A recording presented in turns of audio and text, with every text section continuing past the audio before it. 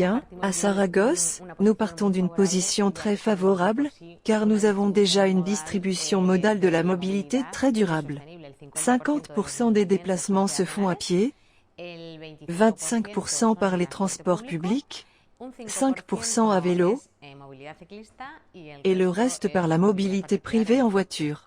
Par conséquent, la mobilité privée en voiture particulière est beaucoup plus faible que dans d'autres villes. Mais malgré cela, nous devons continuer à progresser. Et le principal engagement de l'équipe gouvernementale est de faire en sorte que nos transports publics, qui sont le mode de transport le plus durable pour les déplacements urbains, ne produisent aucune émission. Nous avons pris la décision de transformer les flottes et de ne plus jamais acheter de bus qui ne soient pas à zéro émission. Nous avons donc modifié le contrat.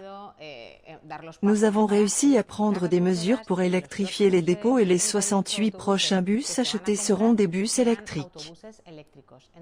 Elles entreront en service à partir de 2022, au second semestre 2022, et c'est la décision la plus importante que nous puissions prendre en tant que ville pour réaliser des économies allant jusqu'à 620 000 tonnes de CO2 pendant leur durée de vie.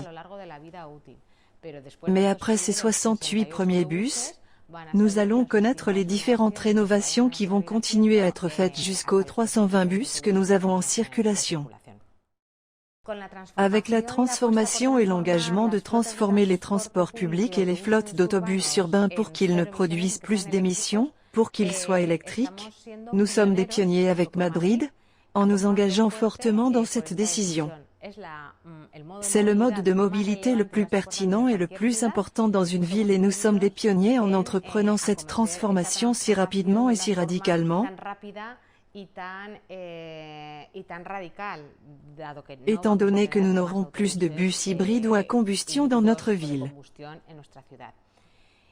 Ceci, ajouté au fait que nous disposons du plus grand réseau de pistes cyclables de la ville et que nous allons continuer à progresser dans la mobilité cycliste, signifie que nous avons une ville où près de 75% des déplacements seront durables dans un délai très court. En 2020, Saragosse a réussi à faire en sorte que 50% de ses déchets soient recyclés. C'était l'objectif fixé par l'Union européenne et il a été difficile à atteindre. Pour nous donner une idée, la moyenne espagnole est de 33% et la moyenne européenne de 45%. Ainsi, à Saragosse, nous faisons un très bon travail dans la première phase de l'économie circulaire, qui consiste à trier et à recycler les déchets.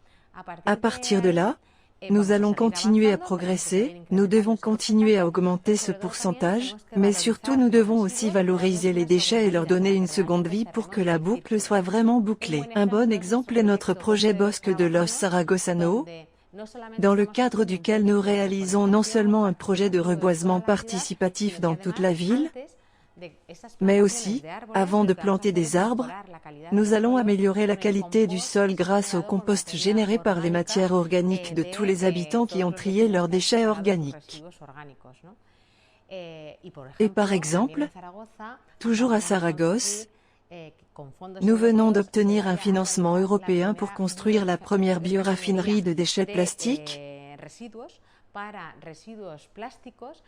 qui nous permettra d'obtenir une plus grande valeur et de donner une seconde vie à tout le recyclage des plastiques grâce à un processus de récupération et de conservation qui nous permettra de les réutiliser dans des produits de haute qualité et de grande valeur.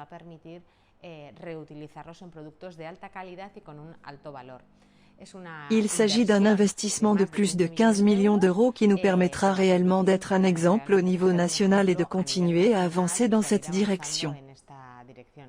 Ce sont deux exemples, mais nous continuons à travailler sur de nombreux projets qui nous permettront d'intégrer l'économie circulaire dans la gestion de la ville. La société en général exige que les institutions et les entreprises s'engagent dans des projets qui prennent soin de la planète, des projets qui prennent soin de la durabilité Et la lutte contre le changement climatique est vraiment une urgence.